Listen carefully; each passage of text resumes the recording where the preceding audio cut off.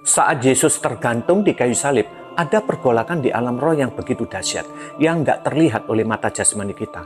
Bukan hanya langit menjadi gelap dan bumi bergetar, tapi juga di dimensi yang nggak kelihatan, peperangan sengit sedang berlangsung. Surga hening, neraka bersorak, mengira mereka menang. Tapi mereka nggak tahu bahwa justru di momen paling gelap itulah, terang paling menyilaukan sedang dinyalakan. Yesus memang tergantung di salib, tubuhnya luka parah, mahkota duri menusuk kepalanya, tangan dan kakinya dipaku, darah terus mengalir. Dalam keadaan kesakitan yang ekstrim itu, yang keluar dari mulut Yesus bukanlah jeritan kutukan, bukan sumpah serapah, bukan teriakan penuh amarah. Yang keluar adalah satu kalimat yang mengguncang alam semesta. Kalimat itu adalah, "Bapa, ampunilah mereka, sebab mereka tidak tahu apa yang mereka perbuat." Itu bukan sekedar kalimat belas kasihan. Itu adalah pekik kepedihan dari hati Allah yang melihat betapa dalamnya manusia jatuh. Sampai mereka tega membunuh dia yang tidak bersalah. Kalimat pengampunan ini adalah seruan kasih yang gak terbatas. Mengingatkan kita betapa besar kasih yang rela menanggung dosa dunia. Tapi sebaliknya, kebanggaan iblis adalah kebencian. Itulah mahkota kejayaannya. Kebencian adalah senjata andalan iblis untuk menghancurkan manusia. Selama berabad-abad, iblis menikmati kemenangan demi kemenangan saat manusia saling menyakiti, saling membalas, dan saling membenci.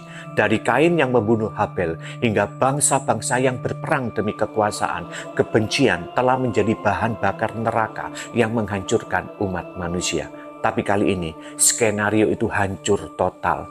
Yesus nggak membenci, dia nggak membalas, dia nggak mengutuki, dia bahkan mengampuni.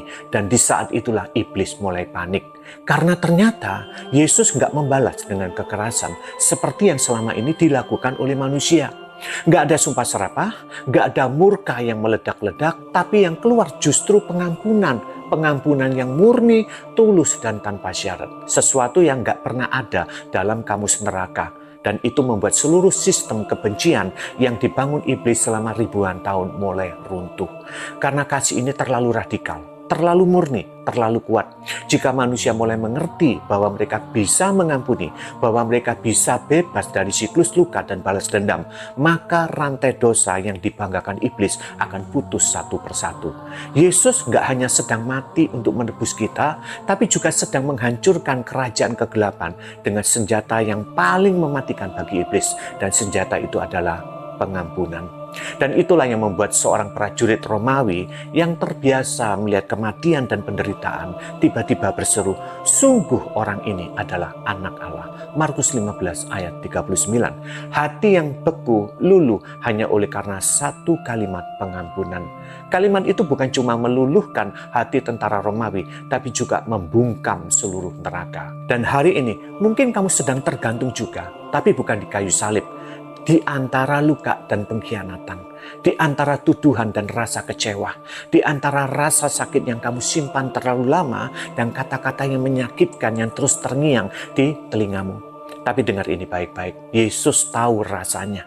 Dia pernah disakiti, dikhianati, dipaku oleh orang yang justru dia coba selamatkan. Tapi di tengah semuanya itu, dia tetap berkata, "Bapa, ampunilah mereka." Dan pengampunan itu bukan cuma untuk mereka yang menyalibkannya, tapi juga untuk kamu, untuk setiap luka yang kamu bawa, untuk setiap kegagalan yang kamu sesali, untuk setiap orang yang sulit kamu maafkan. Yesus nggak hanya mengampuni, tapi dia juga membuka jalan supaya kamu pun bisa mengampuni dan diampuni. Karena saat kamu memilih untuk mengampuni, kamu sedang menghancurkan senjata andalan neraka. Kamu sedang ikut serta membuat kebencian kehilangan kekuatannya. Dan dengan air mata serta luka yang mungkin belum sembuh sepenuhnya, kamu berani untuk melakukannya. Dan kamu sedang berada di jalur kemenangan bersama Yesus Kristus yang penuh dengan kasih. Amin.